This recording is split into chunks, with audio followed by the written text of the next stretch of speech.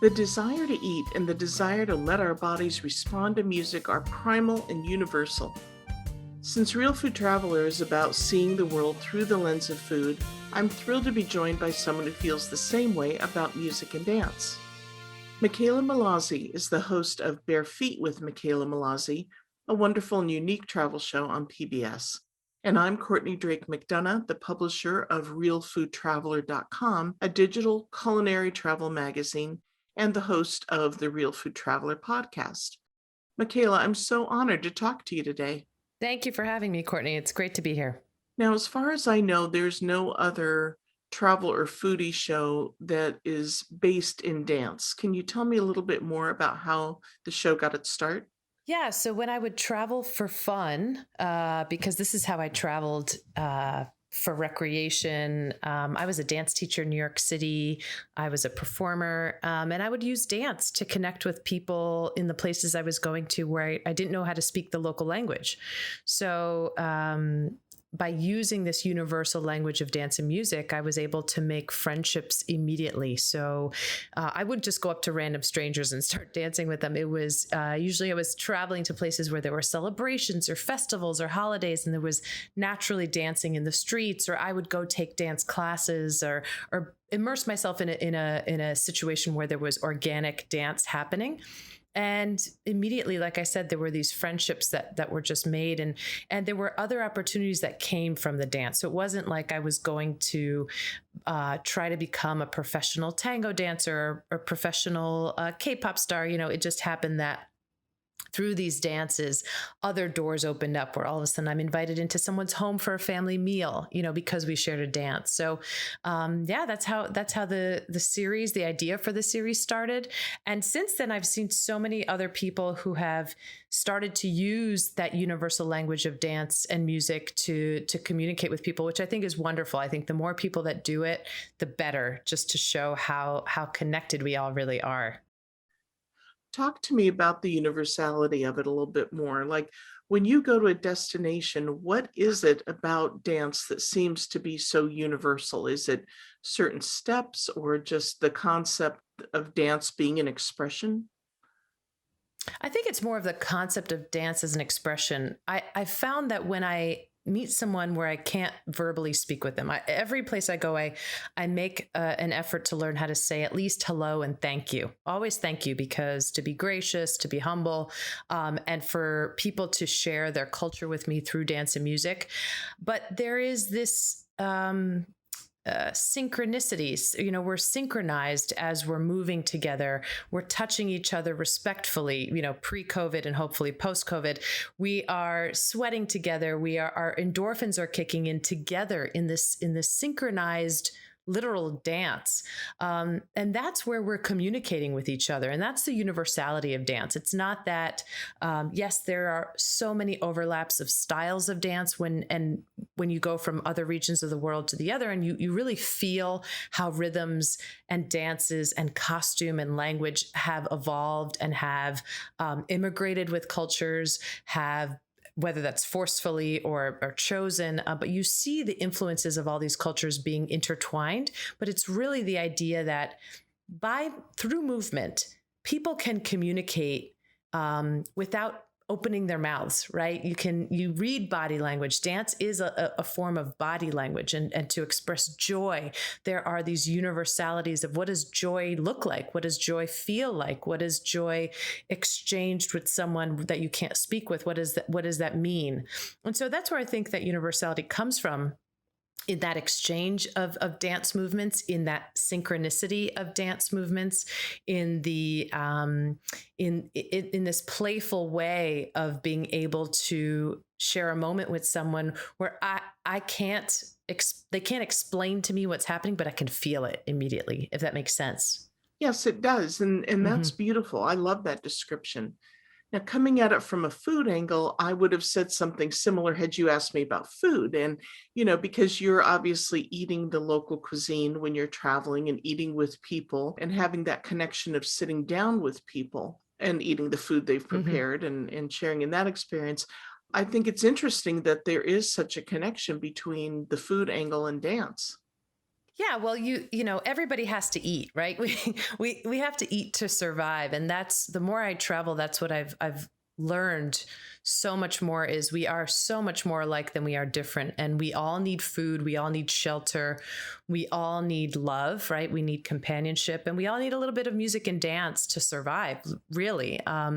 And a lot of food traditions are based on either celebration or holiday, and also a lot of dances and music are based on the cultivation of food and the gathering of families around the dinner table, or whatever that may look like in that culture. So there is an interconnection between food and dance. I don't really consider myself in our show like a food show. It's really a cultural exchange show, and food is always a part of that conversation. For me, dance and music is always a part of that conversation. And whatever is iconic to that destination is a part of that conversation. But I feel like you can't have one without the other. And that might be my upbringing. I come from a big Italian family where food is the focal point of our family, right? Every major moment in my life happened at the dinner table, and every joyous occasion, but also every serious occasion, it was our meeting place. It was where we shared love. Like, food is love in my family. And I feel that same way when I become a part of someone else's family abroad, but also through dance. Music has always been a big part of my family's culture. And I see that in so many other cultures. And there's that, again, that universality of, what is the gathering? How do people gather together? Through food, through making music together. I mean, so you can play music on your own, but it's not fun.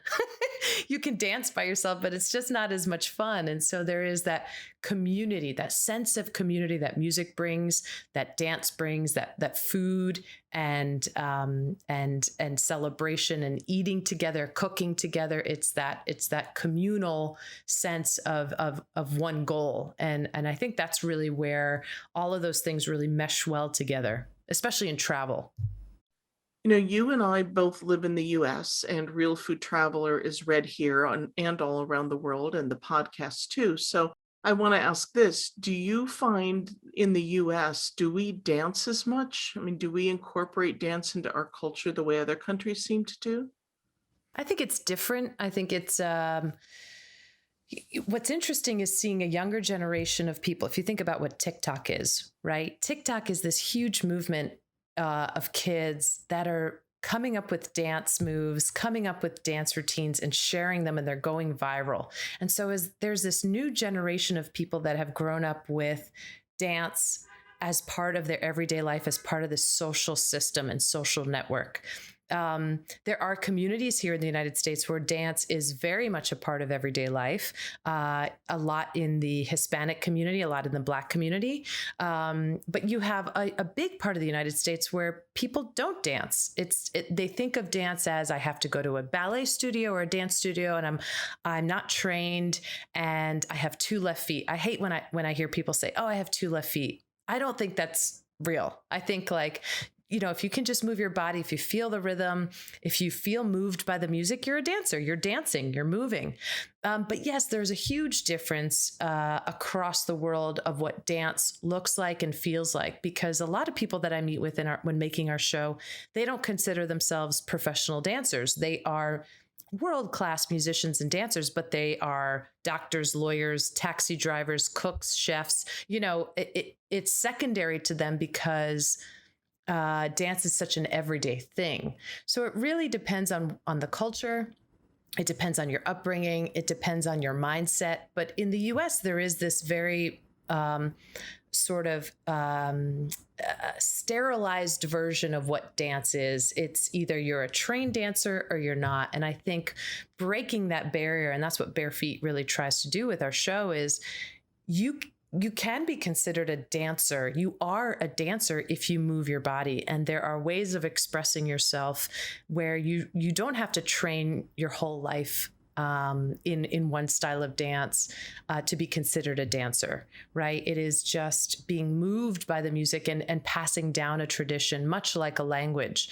And so, yeah, I think things are changing here in the United States. The more diverse our country is becoming, the more influences we have from immigrant communities, from all over the United States, of communities that really value and see and use dance as a form of expression. As we all know, dance is a big part of expression through oppression. So it is dance has been used for in protest as revolution in so many cultures, in the Caribbean, in South America, here in the United States. And that just goes without saying. It just continues to really persevere through dance and music. It's these wonderful cultures and traditions that have survived because they are sort of under the radar, seen as this form of entertainment, when in actually a lot of times it's protest songs or poetry that's put to music that is mobilizing groups in protest. So music is powerful. Dance is powerful. I know that's like a really long-winded answer, but there's a shift, I think, happening here in the United States. But yeah, it's a different mindset with the idea of what quote unquote dance is. Right. Yeah, that's encouraging to hear, because I've always felt like Americans are just a little bit pent up when it comes to dance. And I think it depends who you're talking to, right? It really depends who you're talking to. There are so many communities here in the United States where it's dancing all the time, and there's so many where you wouldn't even dream of having dance. But there has to be that, I think, look, I get to travel abroad so much, but my second season of my show, we travel within the 5 boroughs of New York City. I don't need a passport to travel the world. I use my Metro card.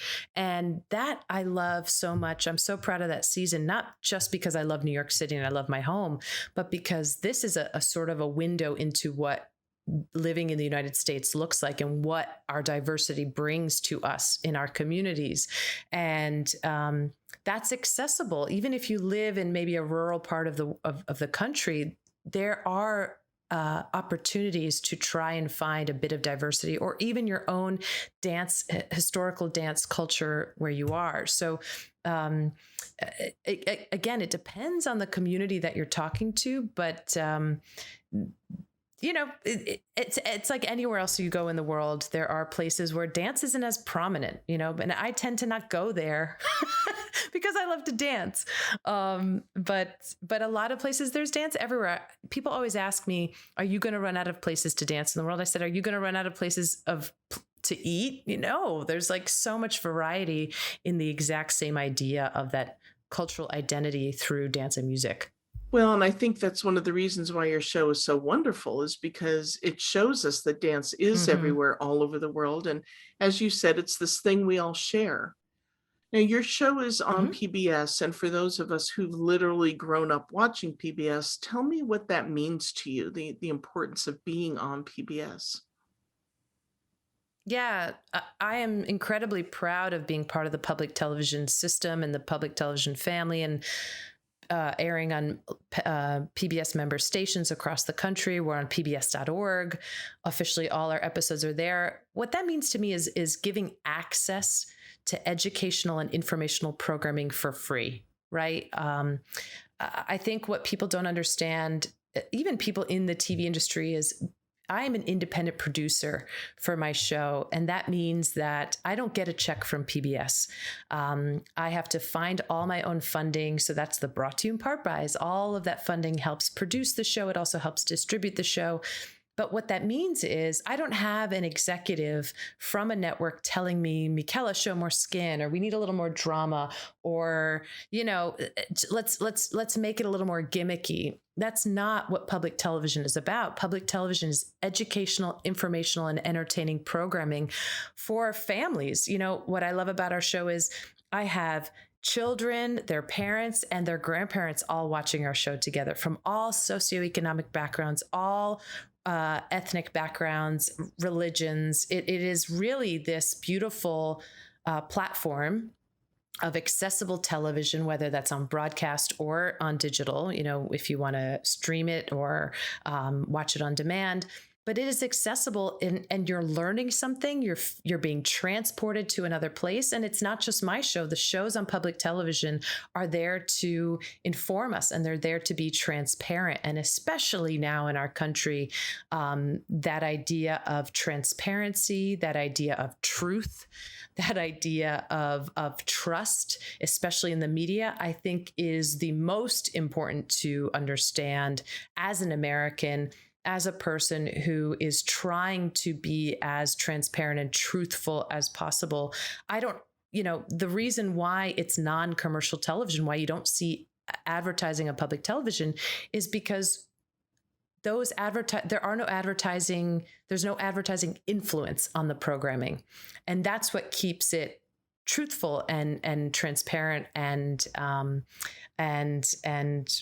full of conviction. I think it's super important. I grew up watching public television. That was my school. My parents were too busy working, and I grew up watching Sesame Street and Reading Rainbow and all these wonderful shows. And one of the best days of my life, I actually got to dance on Sesame Street a few years ago. It was the best day of my life, because to have grown up with something so iconic, and I got to see the Muppets that I was dancing with. I just felt like a kid again. I felt like I was like a 3 or 4 year old watching this show, and here I got to be dancing in a Bollywood number in Central Park. But it's a special place to have your content be consumed. It's a special audience that really feels connected with me.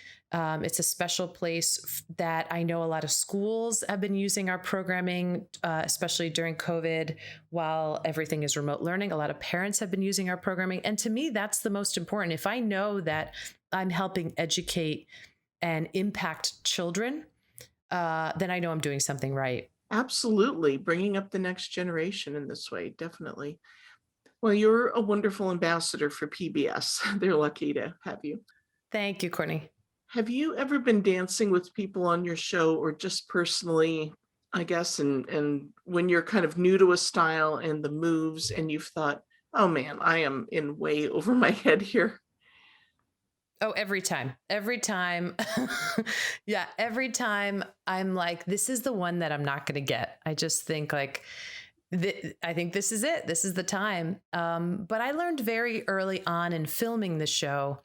I think what I'm really good at is I don't mind showing when I mess up, right? I want to show that I'm a real person. I'm not perfect. And this is what travel is. It's this joyous moment between strangers where mistakes are made, but you can laugh at yourself. You don't have to take yourself too seriously. I'm not all done up with the best makeup and hair. I'm wearing workout clothes usually, or if I get to dress in costume, it's even better. But I'm not perfect. I don't ever want to try and portray myself that way. And I think that's what makes my show very accessible, is people see me doing these things and they think, oh, maybe I could try that. And that's what I hope I inspire people to step a little bit out of their comfort zone, whether that's trying dance or trying a new food or going, it's just being a little more uncomfortable, getting more comfortable with being uncomfortable, right? That idea. But early on, it was our second episode that we ever filmed. I filmed in Buenos Aires.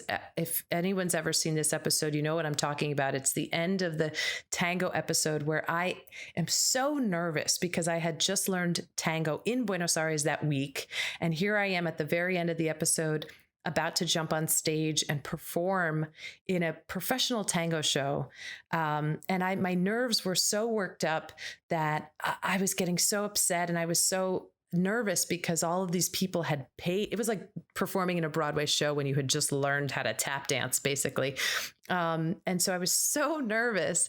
But then I realized right before I went on stage, I thought, Mickela, this is your dream. This is exactly why you started Bare Feet. You wanted to jump in with people and perform with them and immerse yourself fully, and you're doing it. So there's nothing to be nervous about.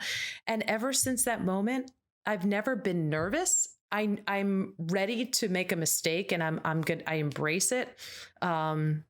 And whenever I do make a huge mistake, I always keep it in the edits, because I want people, like I fell down doing, what was I doing? The Highland Fling, and I tripped over the swords. And I love that moment because I'm laughing at myself, and I want to show people that it's not easy, and it's fun, and it's messy and weird. And that's what this process is about. That's what travel's about. But yeah, I always feel like I'm in over my head. And half the time I think like, oh my God, I'm not getting these steps. Like everything is flying by me.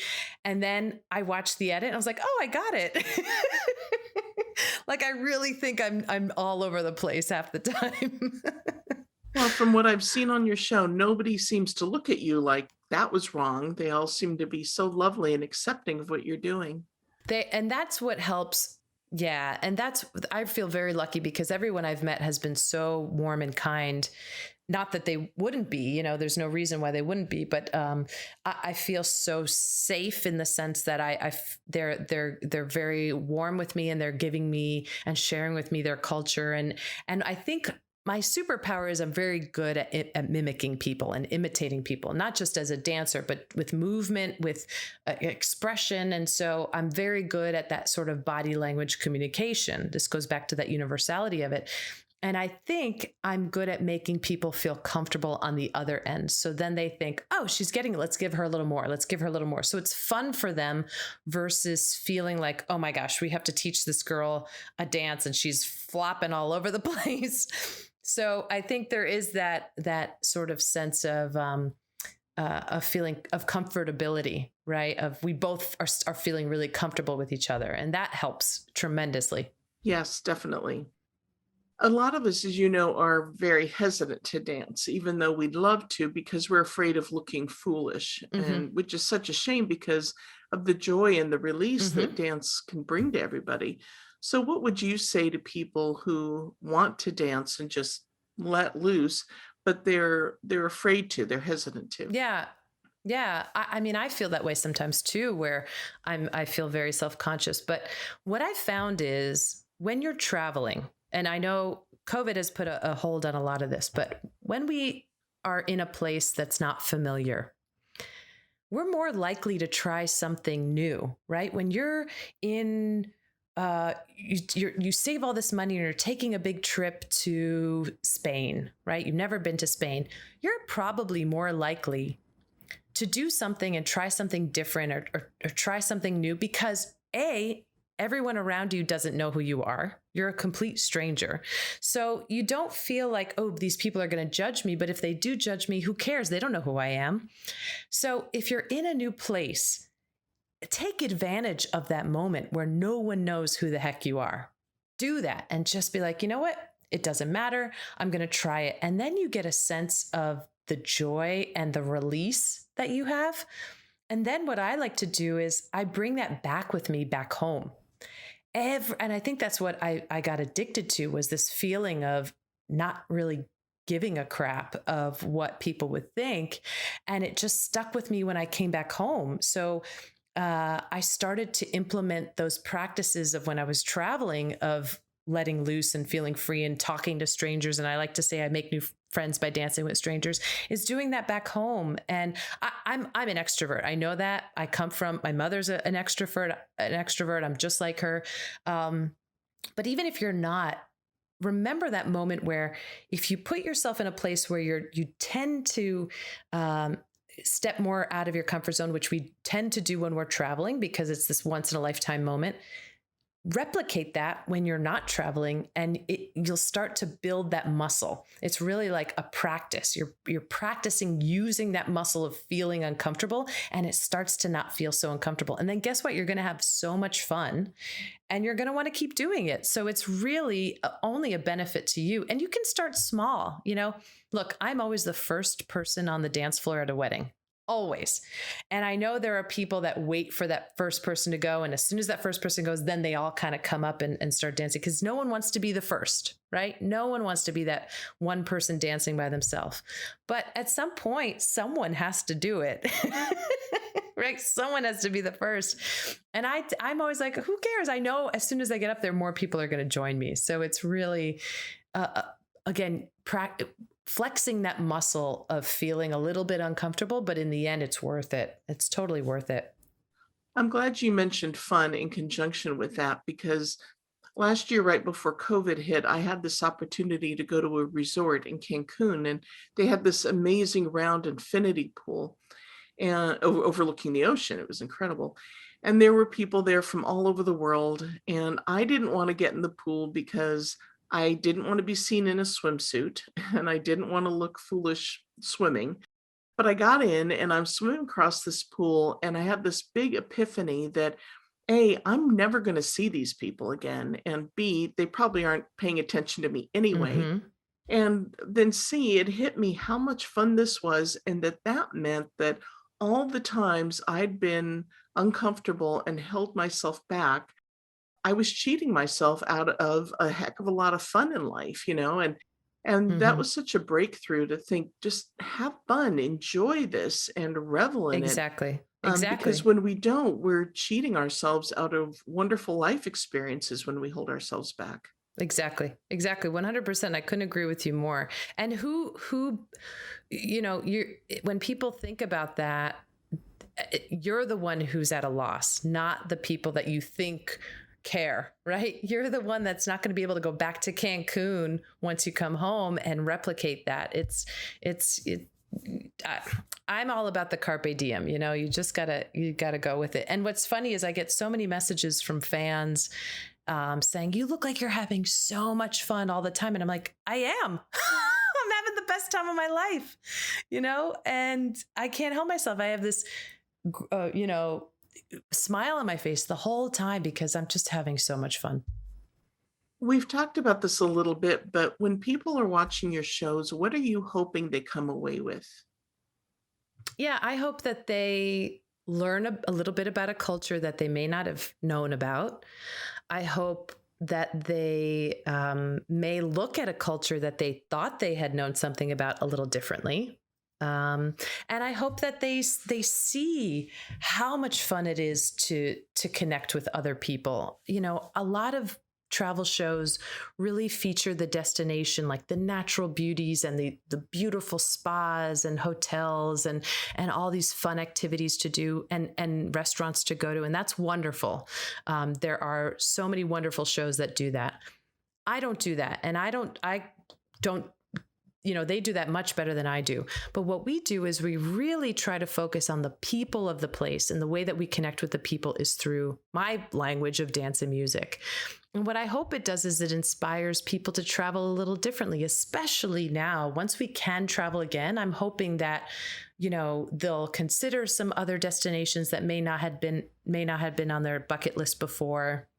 I hope they consider doing some activities that they may not had considered before, like taking a dance class or going during a festival or holiday or celebration or sharing a meal with someone.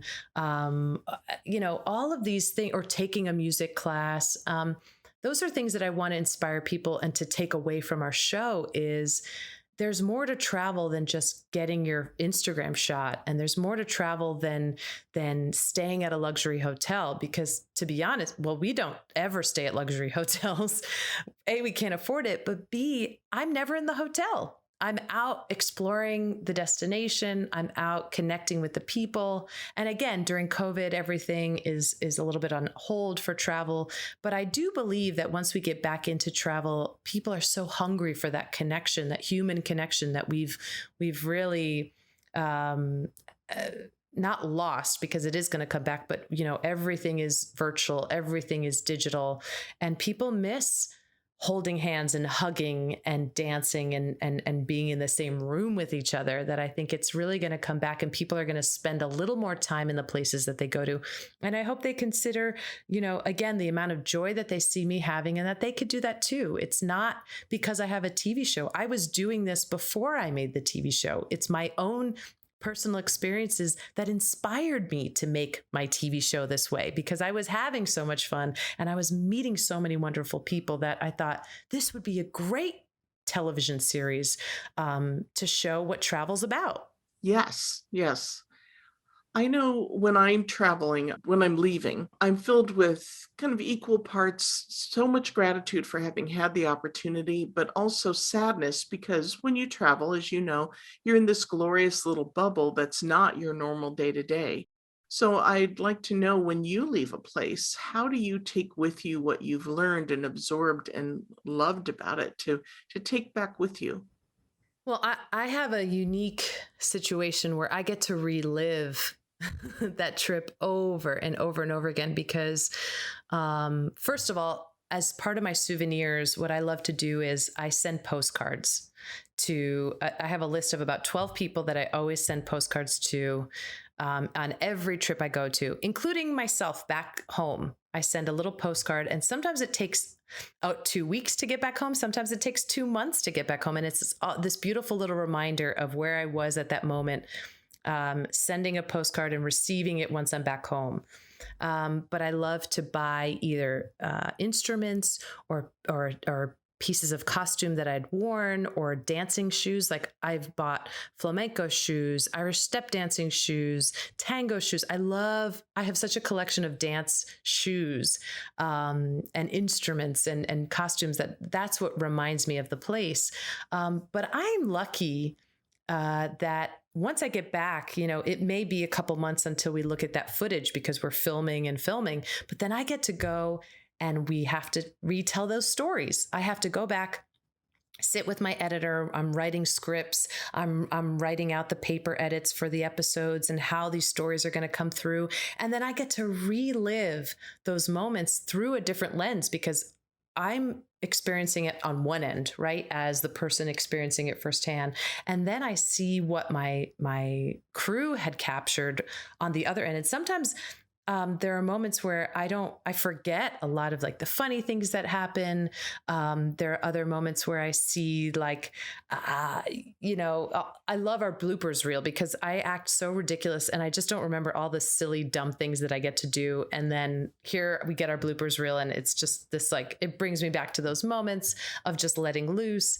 But also just reminding myself of how lucky I am to have this job where I get to have all these amazing experiences of dance and music. And so again, my situation's so unique. And what I try not to take too many photos myself. I mean, I have to for social media and to really use when we're promoting the show. But I really try and take a lot of mental pictures because I want to be in the moment and not remember that memory through a 4-inch screen of my phone. I want to remember it through the lens of my actual eyes and my brain and my all my senses and what it smelled like and what the music felt like and how the movements felt. So I know this is very cliche, but being really present in what's happening and putting your cell phone down and because look, I know when people say, if you didn't post it on social media, did it really happen? Of course it did, right? You don't have to share everything. You don't have to document everything. When we finish shooting, and we put the cameras down, I always tell my crew, all right, now it's your turn to learn this dance. I want them to try it. I want them to have fun. And we don't need to film that. There are moments where you can have these beautiful memories and it doesn't have to be documented. And that's okay. That's okay. And it's a good thing to remind yourself. That's a very good thing, and I love that idea of sending yourself a postcard. I'm definitely gonna do that next time I travel. Yeah, it's really fun. You and I are both make our professions in the travel realm, so I want to talk about what it's been like for you to be a travel professional who can't travel, and as you said, being a dancer who travels, who can't literally reach out and touch people when you dance. But before we get to that, I want to talk a little bit more about your carnival series. How did that come to be, and how can people watch it? Yeah, so I mean that goes hand in hand too because we filmed our. I was able to go to the Guadalupe Islands for Carnival a few years ago, and this was pre-COVID, and so this was actually going to be one of 12 episodes for our season 4, and we had filmed it. right before we started filming our season 3, actually, because season 3 was based on my DNA map. So every destination in season 3 is a one region of my DNA map, which was really fun. But I had this opportunity to film Carnival in the Guadalupe Islands, and we thought, let's film it. And then we'll use it for season 4 once we get back to filming for the next season, because Guadalupe Islands was not on my DNA map. So, March comes, we all know what happens. Everything is frozen. And I was sitting on this footage thinking it was going to be one episode, and we looked through it and there was enough to make 2 beautiful episodes. And we thought, okay, let's put this out in February, because that's Carnival season and Black History Month. And we decided this back last April of 2020. And then just a few weeks later, the murder of George Floyd happened. And we thought, wow, we have to celebrate Black voices and Black culture. And this culture of the Guadalupe Islands is so powerful. And the interviews we were getting, again, pre-COVID, pre-height of BLM. And it was just this amazing moment of realizing we have to get these episodes out. We're going to put them out in celebration of Carnival and Black History Month for February. So I was working a lot on that for fundraising, because in COVID, it was really difficult doing that, but storytelling, working with my editor, piecemealing it together. So I felt really grateful that we had that footage to create the 2-part special that's now airing on local PBS stations across the country. It's coming to create in end of February. And we're also on the PBS app and pbs.org. So if you have a smart TV or Apple TV or Roku or Amazon Fire Stick, just check out the PBS app or PBS Passport and put in Bare Feet, and you can watch that 2-part special plus all of our episodes. That's episodes number 39 and 40. So we have 40 episodes. That's 20 hours of programming that we can transport you around the world through dance and music. And another thing that I've been doing during the pandemic, so right when it first hit, and we were in official lockdown and realizing, okay, we're not going to be traveling for a while, I thought, how can we keep this mission alive of traveling the world and staying connected with the world through dance and music? Because I felt, again, lucky that my brand is not about travel hacks or best places to go or when to book your airline ticket, what's the best time. My travel content is about the culture and the dances and the music. And I thought there's still a way that we can stay connected through dance. So every Tuesday, and last year I did it twice a week. And then this year, starting 2021, I realized twice a week is a lot because we had this new season. But every Tuesday on social media, on Facebook Live and YouTube Live, I meet with a dancer from around the world or a traveler, and I interview them, and then they teach me part of their dance. So we've done, it's like I've had over 47, almost 50 guests on every week. And we've done, what do we do? We've done samba in Brazil, in Rio de Janeiro. We've done Irish step dance in Ireland. We've danced with the Haya dance with the Tanzanian princess. We just today celebrated Carnival in the Guadalupe Islands with one of the dancers that we feature in the show. And all of those videos stay up. So if you ever want to rewatch any of the videos or participate later, you go to our Facebook page or our YouTube channel, and you can rewatch all of those. They're also on our website at travelbareFeet.com. And it's been a godsend to me. I feel like it's kept my sanity. And I've been able to stay dancing. I feel like I'm connecting with not only the people that I'm bringing on as my guests, but our viewers feel connected with the world because they join us once a week. We get them up and moving, but we're bringing them to another part of the world. Literally, whether that's virtually through, dancing in Rio, but also through the dances. So if we're doing Haitian folkloric dance in Brooklyn, those people feel like they are dancing with the people of Haiti, And so it's this beautiful way of feeling connected through dance and music with the rest of the world when we can't travel, we can't leave our homes, we can't get on a plane. And until we can again safely, we're just going to keep doing our Bare Feet Live series. It's #BareFeetLive. And I'm super proud of it. And we've just had some wonderful, wonderful guests. We've also had some we've started doing travel talks too. So we've had my friend Rick Steves on, we've had Samantha Brown, we've had Phil Rosenthal of Netflix's Somebody Feed Phil. We've had so many wonderful guests, and we're continuing to have more and more travel guests. But it's wonderful. And last week we actually had my guide, Rudy, who's in our show. You meet him in our Guadeloupe episode. He gave us a beautiful tour of the Guadeloupe Islands at the beach. So here we are in New York. It's snowy, it's cold. And here he's taking us to St. Anne Beach, eating a coconut ice cream. It's just a beautiful day. And he really took us on this little virtual moment of, let's go to the beach, right? We're just going to go to the beach for an hour. And it was really fun. So that's what I've been up to. It's not the same. I know it's not the same, but it's the next best thing. We're still, I'm featuring old friends of mine who we featured in the show before, but I'm also making all these new friends through dance that I have reached out to me, or I've reached out to them to say, hey, let's do some dancing. One of the women, her name is Linda Sims. She's one of my favorite Bare Feet Lives.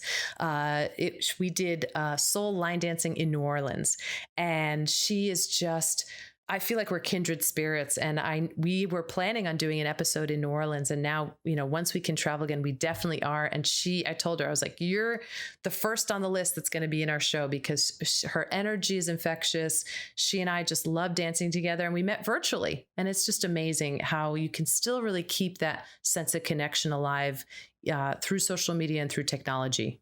Well, pivot is a word, probably the word of the year for people. Right. And you've done such a wonderful job of it. Besides partaking of all the things you've done and some of the virtual things out there, do you have any words of advice for those of us who are feeling kind of trapped and sad that we can't get out and travel and explore other places? Travel will come back. We will be able to come back. I think there are so many wonderful shows, and I hope those of you who are listening will tune into our show that will transport you for now, right? And help to give you some inspiration for when we can travel again. I'm depressed too. I have to remind myself that I have a roof over my head. We've had a lot of friends who have lost loved ones during COVID. We've had a lot of people in our family who have been ill because of COVID. And so I think it's really taking into consideration the things that we do have right now.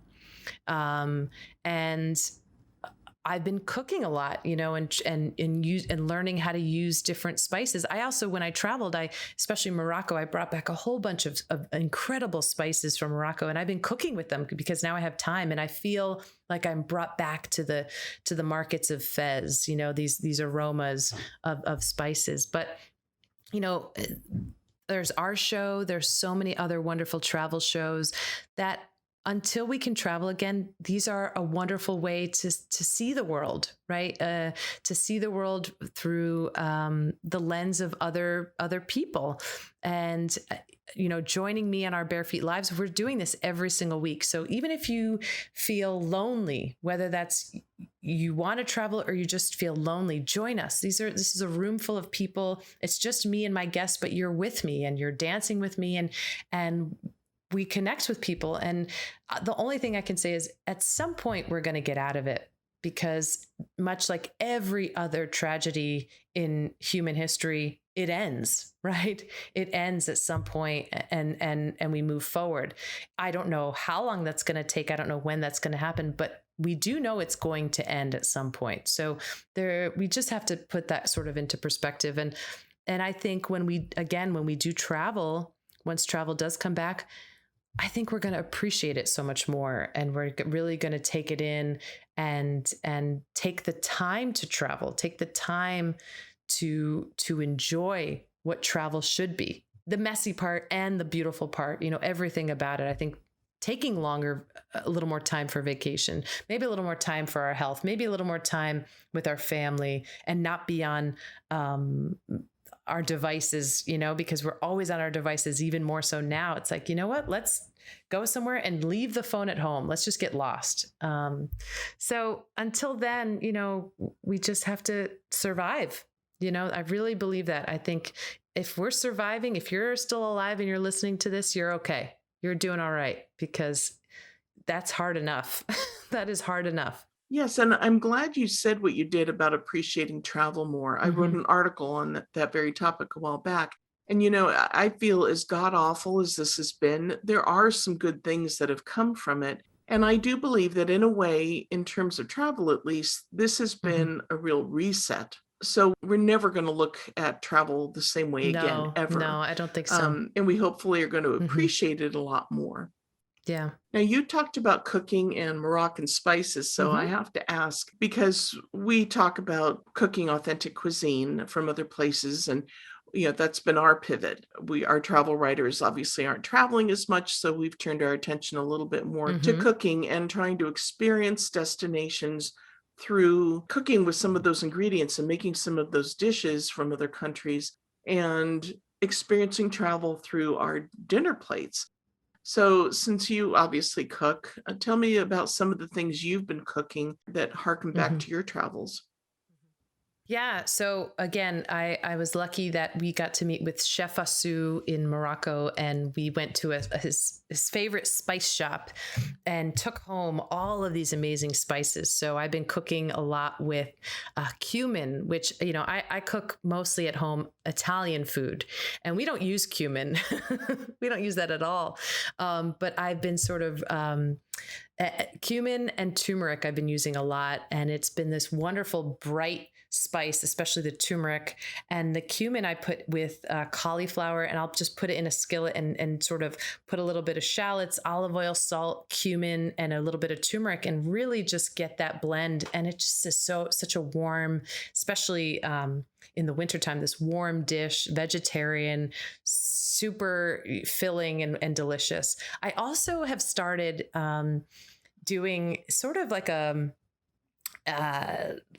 sort of not a meditation, but in the mornings I make chai. I make Indian chai, and it takes me a good 45 minutes to make this chai. And if this was any other day, not COVID time, I wouldn't have the time to make homemade chai. But because I have the time, and the process of it is this ritual that I have every morning, I love it. So I was sort of trying to remember the tastes that I had in Mumbai of chai. I also have a lot of Indian friends, and replicating that, and looking online and trying to find some inspiration for recipes. And I've sort of worked out my own recipe where I grate a bunch of ginger, and I break about 9 cardamom pods, and I put in like 2 cups of water, and I simmer that for a good 15 minutes. Then I add in cinnamon, a little bit of cloves, ground cloves, and then I add Assam tea, a little bit of vanilla almond milk, and then at the very end, some milk, and let that stew, and then strain it. And it is this spicy, delicious sense. And I feel like I'm brought back to Bombay. I'm in Mumbai. But it's a good 45 minutes of making tea in the morning. And it gives me this sense of ritual. Like every morning, I know I'm going to start grating the ginger, and it gives me a little bit of a sense of like relief. And I recently read an article saying that the idea of cooking, because you have a goal in mind, right? That sense of cooking and using your hands has been really good mental therapy for people during COVID, whether they realized it or not. And I've always loved to cook, but I am cooking exponentially more during COVID. We actually have eaten out very, very rarely, my husband and I. We've made bread. He's done the whole starter. I mean, we do everything. But what I love about this too is, aside from cooking dishes that are foreign to me and trying to find them, I'm reaching back out to my grandmother and my mom, and I'm trying to replicate all of our family dishes that I grew up with that I haven't had time to make. And it's been this wonderful way of reconnecting with my roots, of feeling a little bit of comfort when there is less comfort, of discomfort.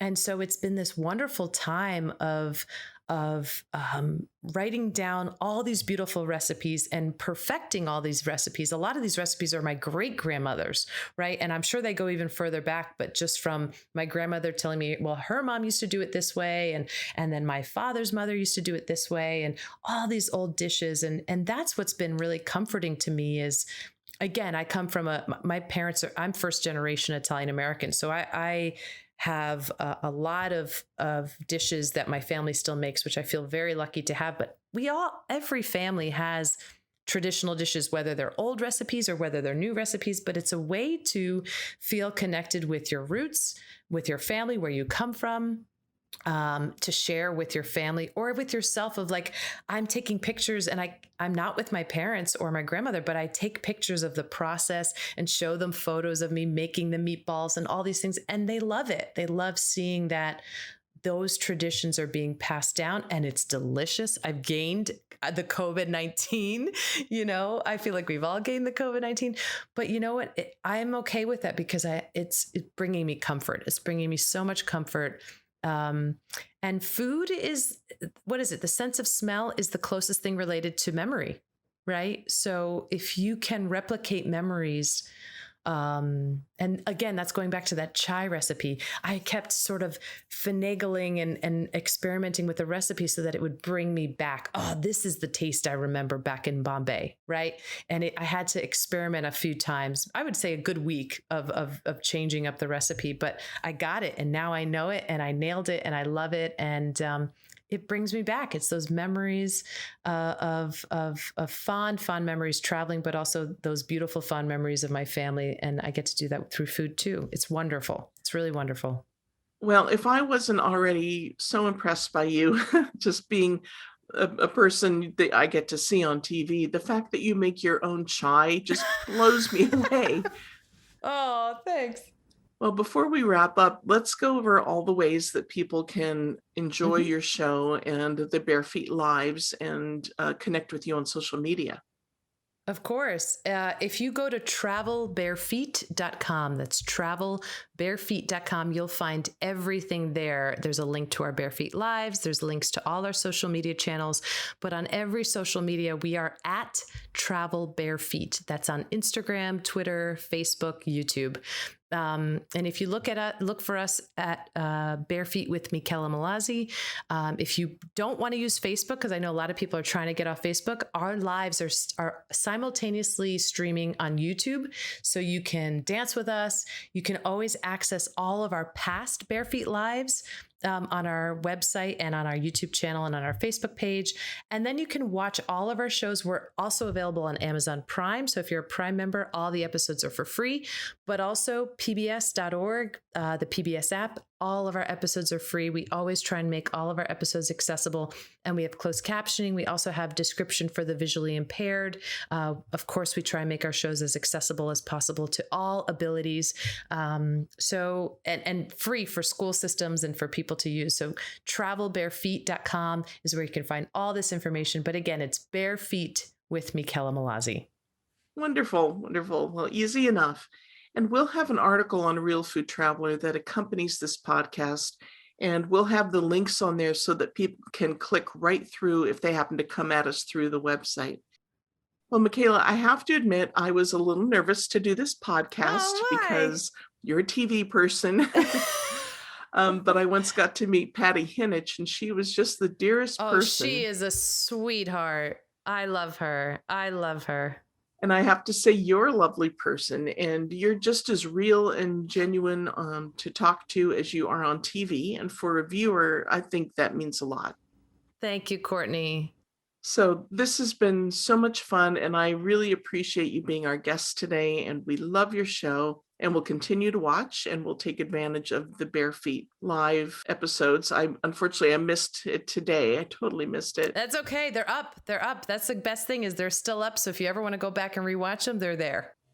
Well, stay safe, stay healthy, and here's to traveling again soon and to dancing.